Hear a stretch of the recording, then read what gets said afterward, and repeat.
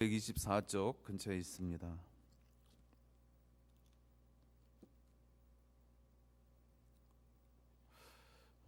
찾으셨으면 같이 보겠습니다.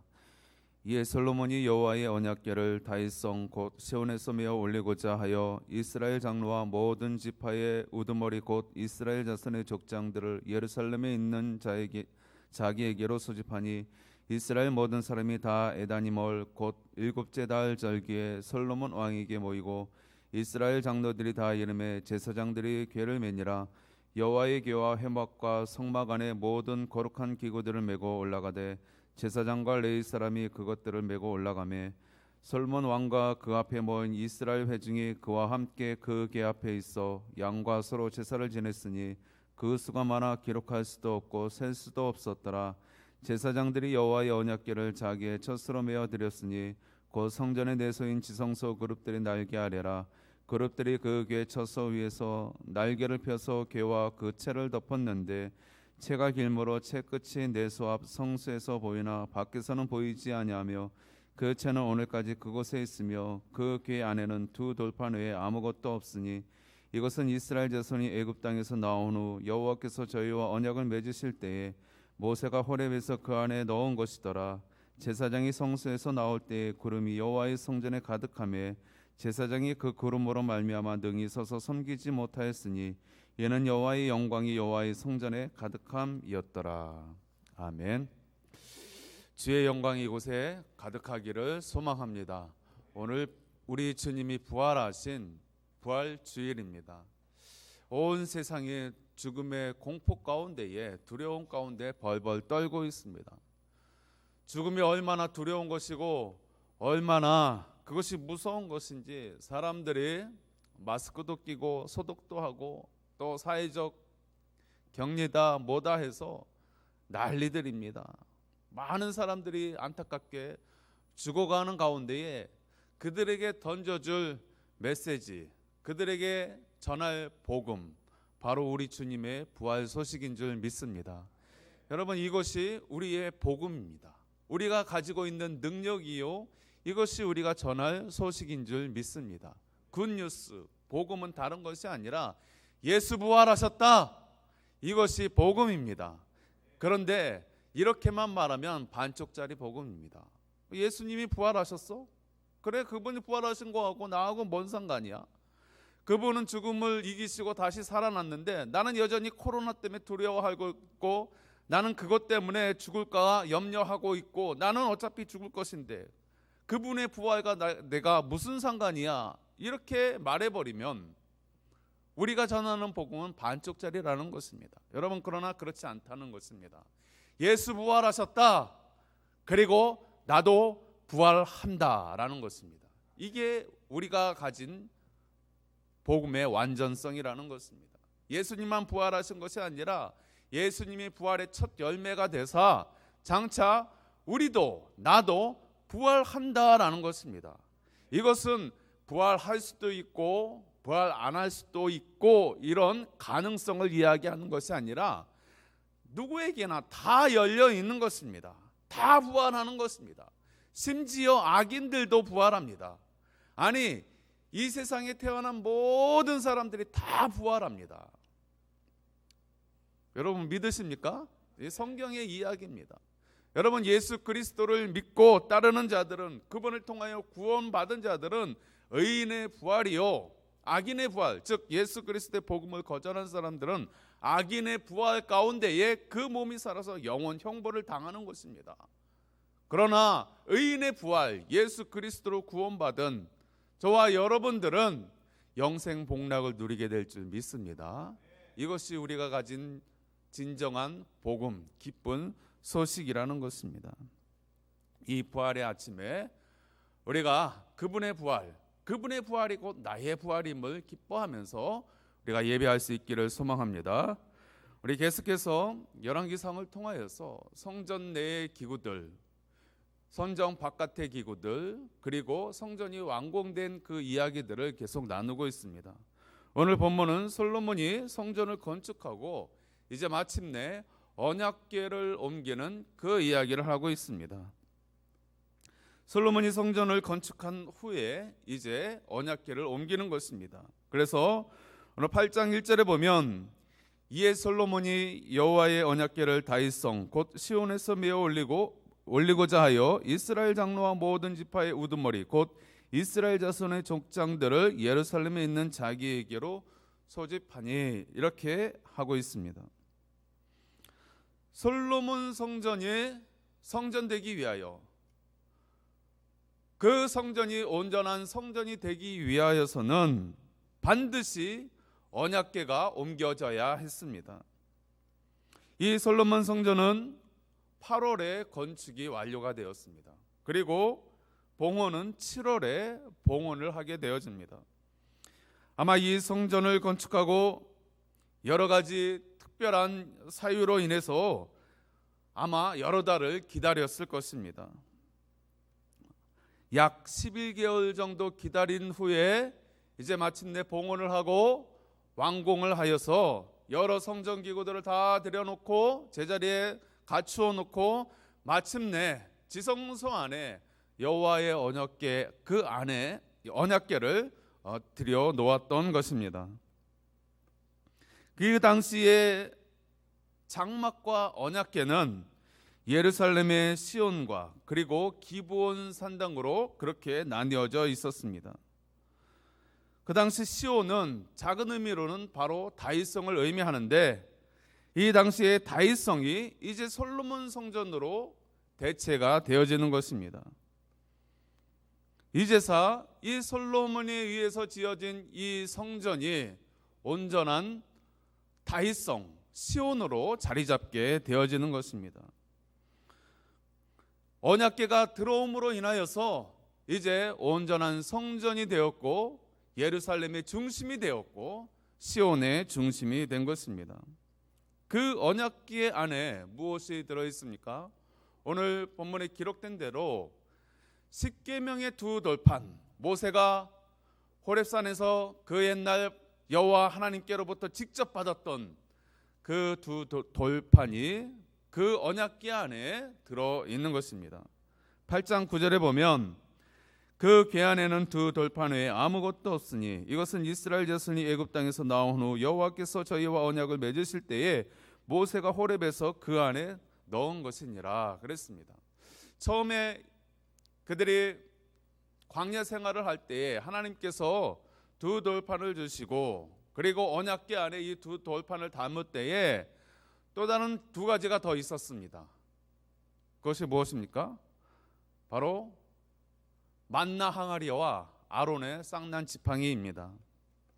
그러나 세월이 지남에 따라서 이 항아리와 이 지팡이는 없어지게 되었고 이제 이 두 돌판만, 계명이 담긴 이 두 돌판만 남게 되었습니다. 중요한 것은 무엇입니까? 이 두 돌판, 즉 언약의 말씀이 중요한 것입니다.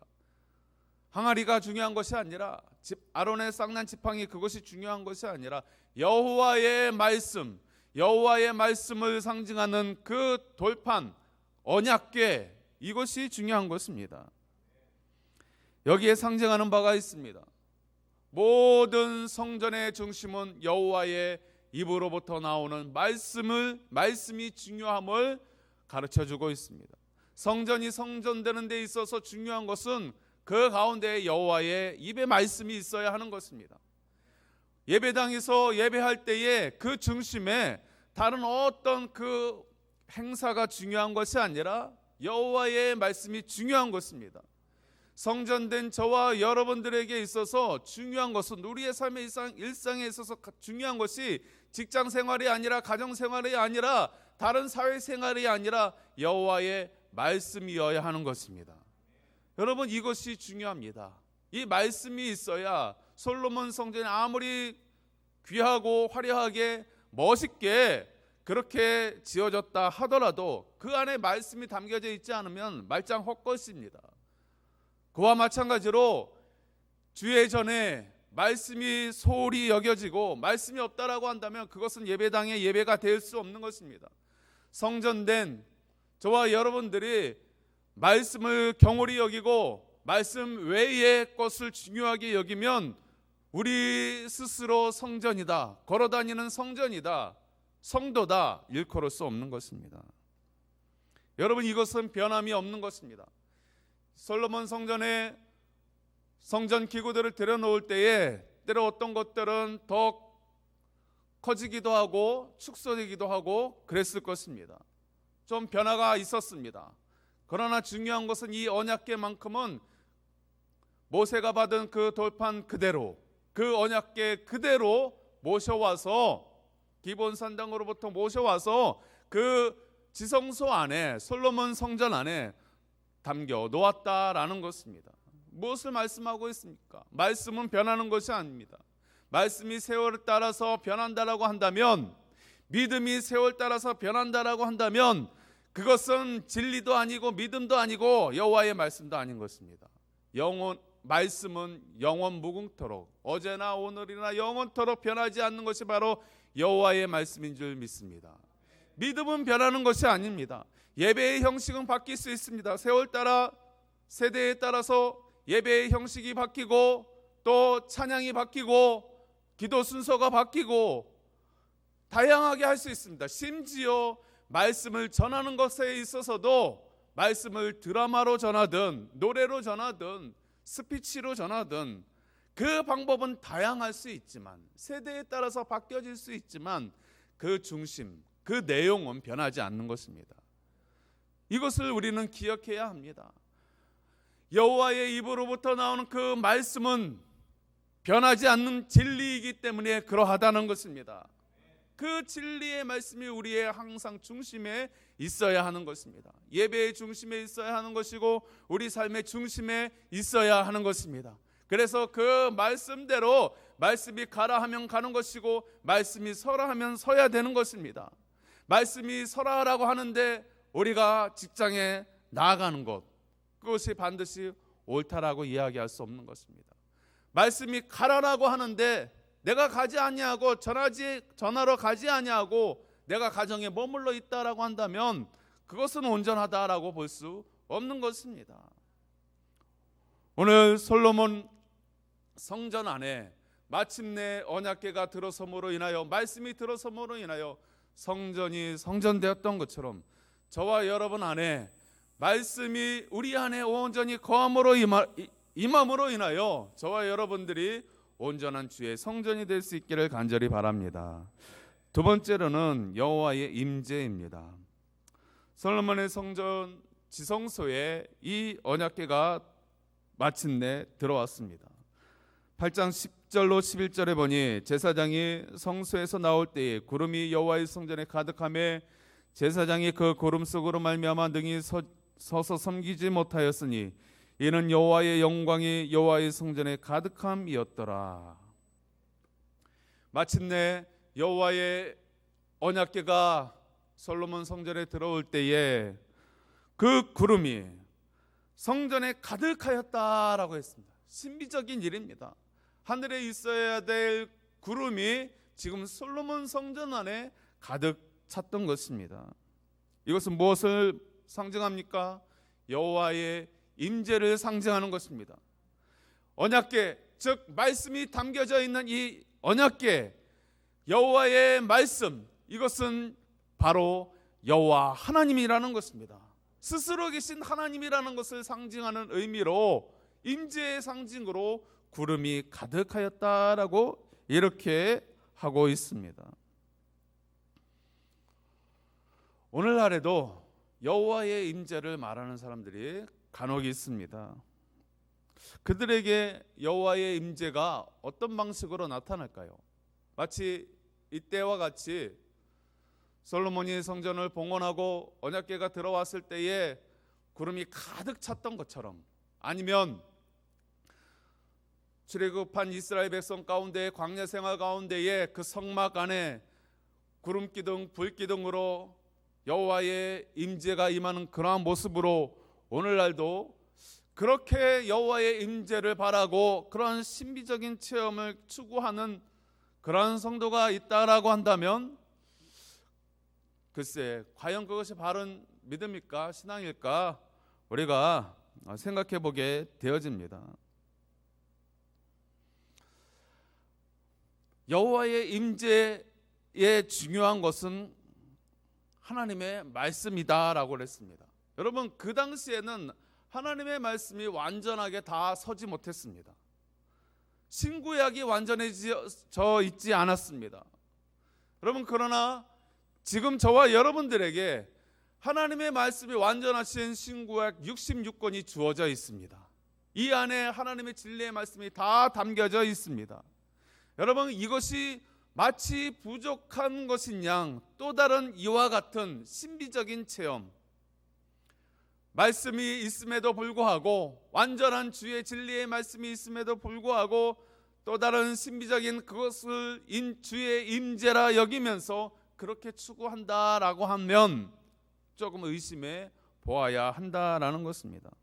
과연 그 사람이 성경 66권을 제대로 지키고 그 말씀대로 생활하는 가운데에 이런 구름의 임재라든가 또 다른 신비적인 그러한 체험을 원한다라고 한다면 그나마 수긍이 가겠지만, 그러나 대부분은 어떠합니까? 이런 신비적인 체험을 통하여 여호와의 임재를 알고자 하는 사람을 가만히 들여다보면 말씀을 제쳐놓고 빈 껍데기인 그러한 신앙의 모습으로 또 다른 그런 무속신앙처럼 그렇게 신비적인 것만 추구하는 그러한 모습을 많이 보게 되더라는 것입니다.